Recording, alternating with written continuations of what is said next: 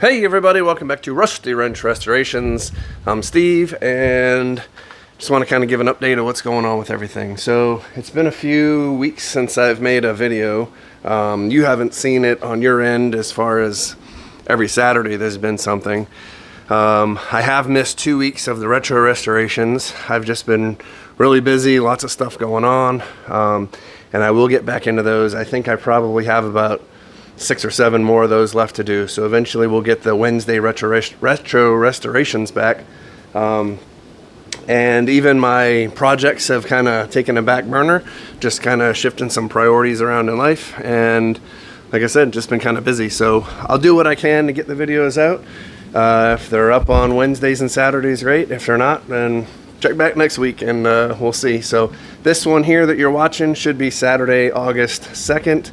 My time right now, it's Thursday, July 17th. So a little bit of a lull there, just kind of trying to stack videos. Like I said, summertime's a time for like vacation and everything, and I don't want to be stressing that I don't have a video up. So anyway, real quick, just do a quick walkthrough here, what we got going on. Obviously, you know about the Ingersoll backhoe that we have, and I want to kind of give you an update on the Cubota Cadet project. So I believe I have a couple videos that I had already taken that I was gonna make into a video and never did.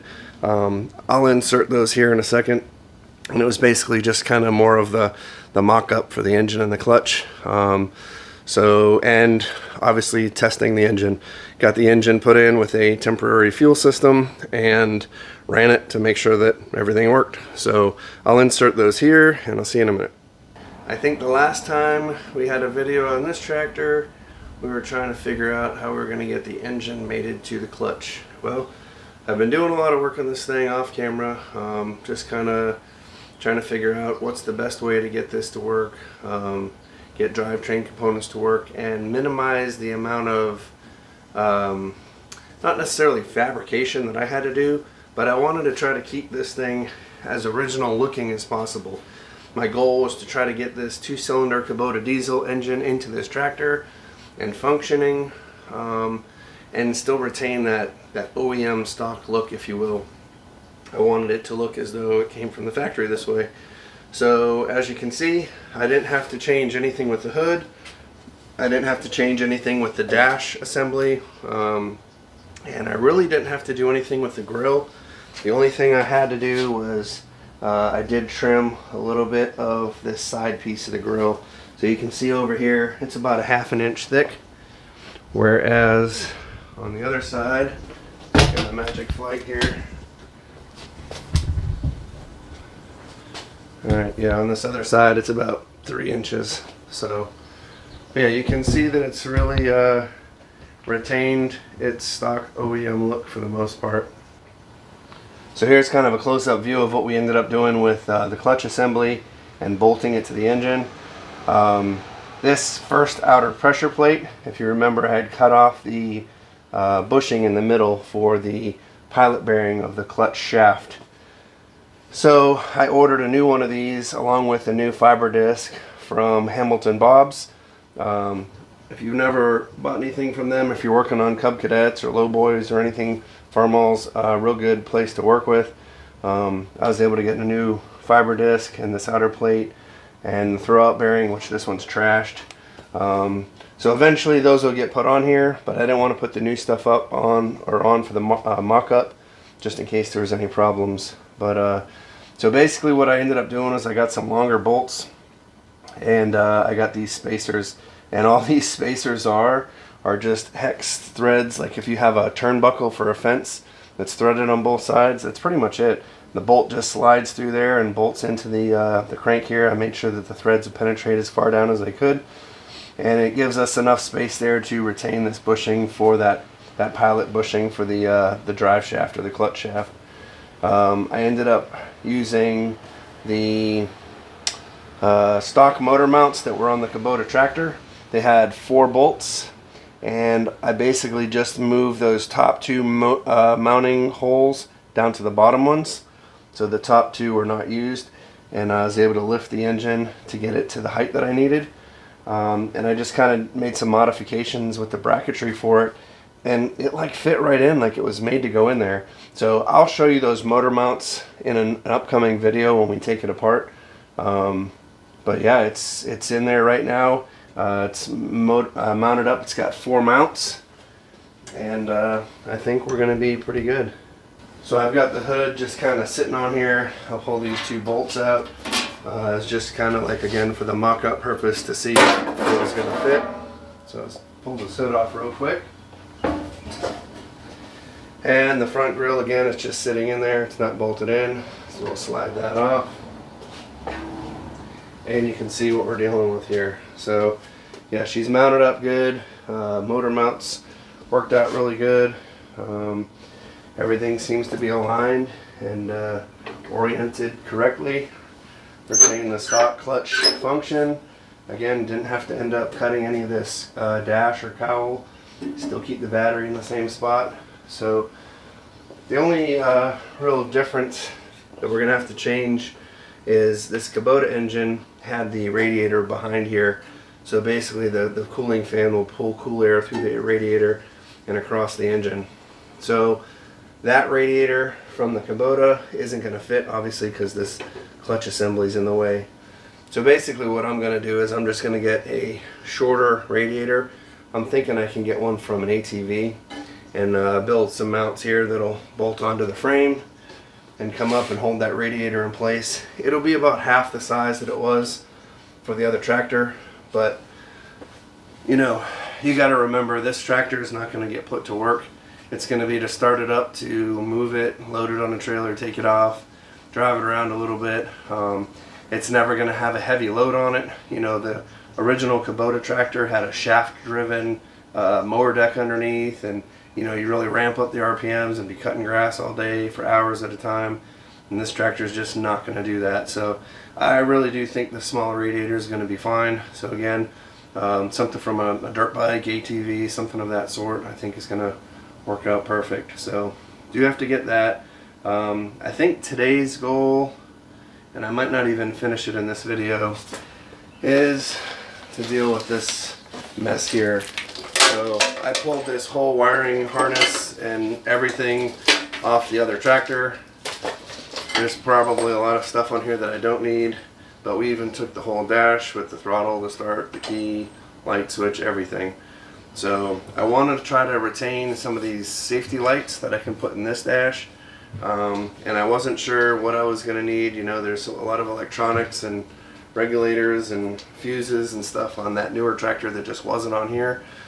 So I think I'm just going to try to mock this up, get everything plugged in, and maybe tomorrow I'll get some diesel fuel and we'll see if we can't get this thing to crank up and run. Obviously there's no front axle on it. The tires are bad in the back, so we're not going to drive it. But if I can start it and run it and operate the clutch and whatnot, maybe I'll lift the back up and just get the wheels to turn. I'll be satisfied with that as proof of concept. So at that point I'll start stripping it all back down. We'll get everything wire wheeled, cleaned, primed, and get into paint and put it together. Like, it really should be a pretty quick project here. So knock on wood, everything's been going really good so far. And again, the only thing that's really going to change, obviously besides the engine, from the aesthetics or look of this tractor from a stock one, is the front axle is going to be pushed forward. I'm going to say 2 inches right now, but anywhere from like 2 to 3 maybe. And but I really don't think your average person would even notice, and I think it'll actually give it a little bit nicer look too. So anyway, I'm going to tinker with this wiring and see where we get, and once we make some progress on that, I'll get you all back on recording and see what we're doing.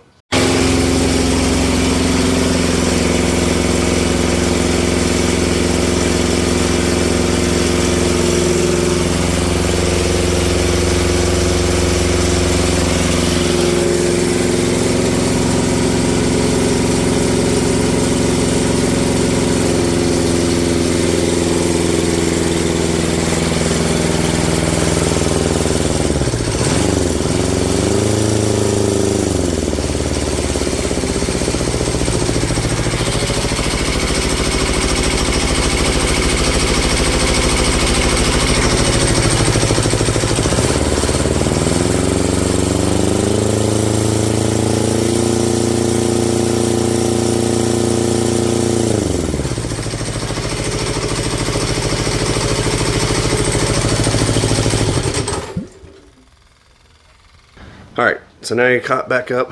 The Cubota Cadet engine does in fact run.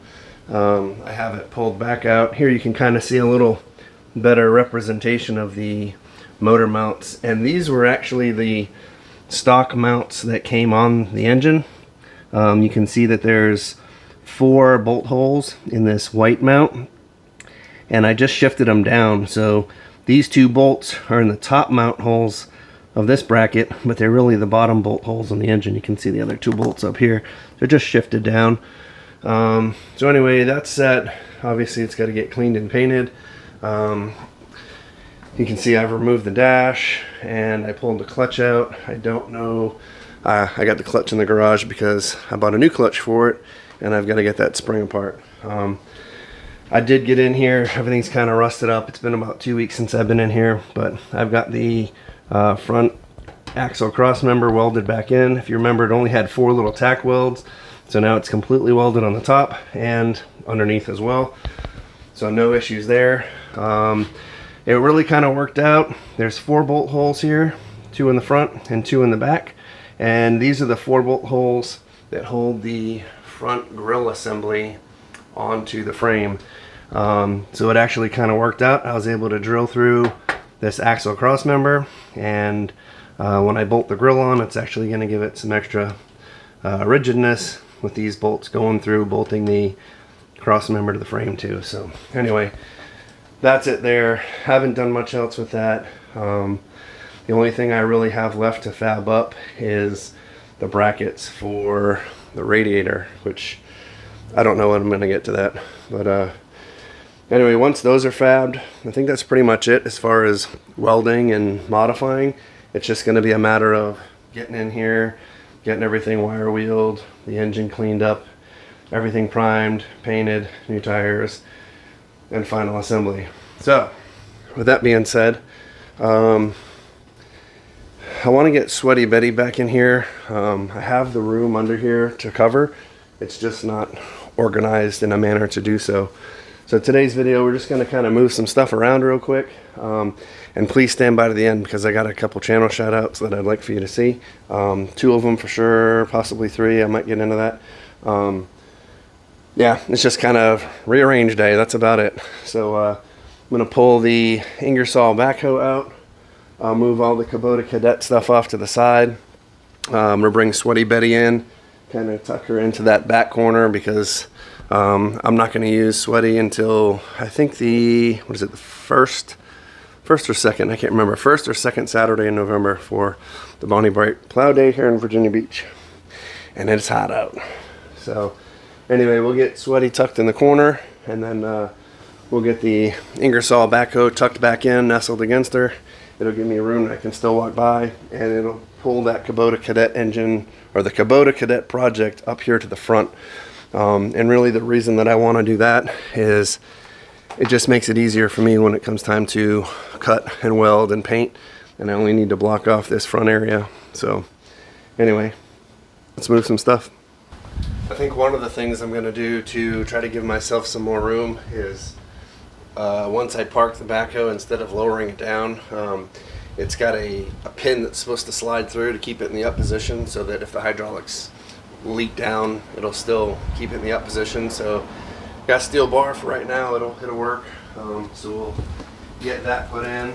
I haven't started this thing in it's been probably a good 2 weeks, and I honestly am not going to be very confident about this because it seemed like the battery was a little bit weak before. So let's see what we got. Choke, little throttle, neutral position.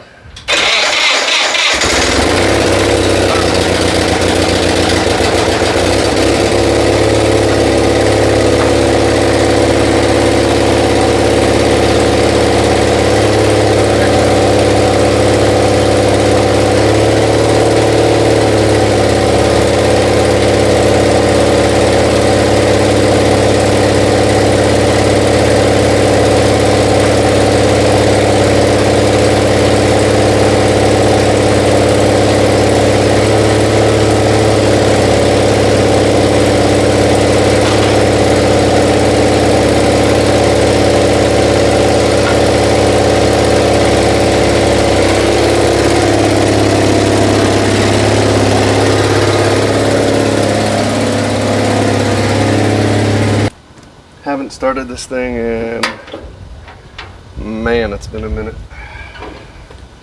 I don't know, 3 weeks? 3 or 4 weeks, a month, somewhere in there. But trusty, crusty, sweaty Betty never lets me down. I guarantee this thing will start right up.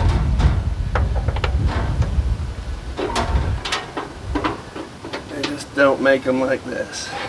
All right, battery, fuel. I'll say 3 engine revolutions.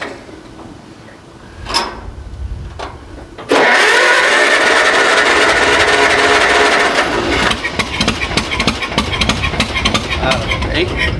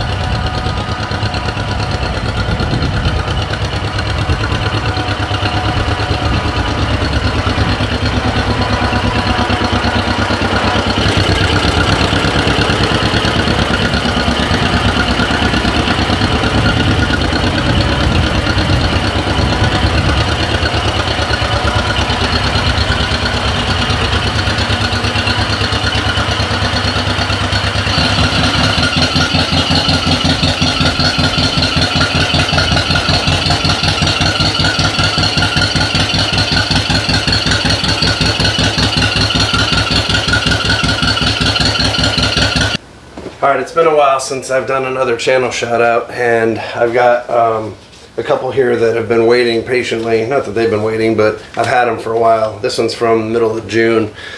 This is from Artie. Artie owns the YouTube page Gravely Man, and got a quick little note here. I've only been able to watch a couple of your videos so far because I'm new to your channel. Again, this is about a month ago. Artie's been awesome. He's been commenting on all my videos and supporting, so I appreciate that, brother. Enjoy watching your restoration videos. Keep up the good work. Enclosed are a few stickers, and I look forward to a shout out for you too. And Artie did, man. He did a great dedicated video just to my channel. So he sent me a whole bunch of these stickers, and it's Gravely Man Small Engine Repair. But if you just put in Gravely Man, I'll put the link in the description. But Artie, I appreciate that. I got some extra stickers so I can use them for my toolbox in the garage as well. But awesome channel. I love Gravely's. If you don't know what a Gravely is, it's basically a two-wheeled walk-behind tractor. And they've got tons of attachments. Mowers, snow plows, sickle bars, you name it, they're there. Artie, I'm going to stick you up here. Right there. Awesome. So if you get a chance, check out Artie's channel. He's got some good videos on there. Small engine repair, learn about carburetors and all kinds of stuff. The other one is from Kenny. Now Kenny's already on the board here. We had our open air adventure, and most of Kenny's channel is firewood. Him cutting firewood. He's got a cool four-wheel drive case tractor with a loader. He goes out into the woods of Canada, cuts down his trees, harvests them. They load them up into his wagon. They bring it back, and he, you know, puts everything to the log splitter, dries everything, and he's even got some videos of him building some firewood stands, if you will. So he'll place them at various areas around his home for bags of firewood for people to buy. So the reason I bring that up, it was was Open Air Adventure. Now it's Firewood Adventure. So he's gone a little more into changing the channel name to the specifics of what he focuses on, which is great. So I was trying to think, should I put a new sticker on here or cover this one? And sometimes we just got to leave the past in the past and move forward with the future. So we're going to cover the old one. Gone but not forgotten. Bigger, better, improved. Oh, got Adirondack Woodsman sticker dirty. I'm gonna have to clean that up. But that brings a good point. Jeff, who is the Adirondack Woodsman, and Noel from Noel's Garden Tractors and Firewood are both at, I want to say, I think they're at 950 something subscribers. So they're like 40 subscribers away from hitting that 1,000 subscriber threshold. So if you're watching this and you haven't subscribed to the Adirondack Woodsman or Noel's Garden Tractors and Firewood, I'll put the links below, so you just got to click on it and hit subscribe. I got almost 1,360 subscribers. I think I can get like 45 for each channel. You can do this. Help me out, help me help them, because these guys are awesome. They've supported my channel and I appreciate it. It's just a good way to you know, share some subscribers and see what other people have for channels. So anyway, that's it for my shout outs for this week. I did want to also thank Gary. Obviously he's the one who got me started on this board. So anyway, shout outs are done. Check out all those channels. If you go in my search bar, you can put shout outs and you'll see all the other channels that I've done shout outs for. But I really appreciate it. It is a networking thing. It takes a village. So thank you for everybody supporting me, and hopefully I do my best to support you. So with that being said, Sweaty's in here. I got it tucked in basically as far into the corner as I can to make the most room for the Ingersoll backhoe. And I think I'm just going to kind of try to back it in, tuck it in, and have the backhoe snuggled against the rear tire here. That gives me enough room to still get from my backyard to the front, because I've got to cut grass. And it moves the Cubota Cadet project up towards the front. Still got a little more cutting and welding and painting, some more dirty work, so just helps me kind of isolate there in the front. And it keeps these ones kind of back here, out of sight, out of mind, out of the weather. Sweaty's been living pretty much out of my driveway for the last, 6 months, I think. Every once in a while I get her back here, but you know, I'm not worried about the rain or anything, but it's just more of making more room out in the driveway for me. But alright, that's it. I've been yapping. Let's go get this backhoe, get it back in here. I'm really surprised this thing started as easy as it did. Of course, now I've jinxed myself and it probably won't restart.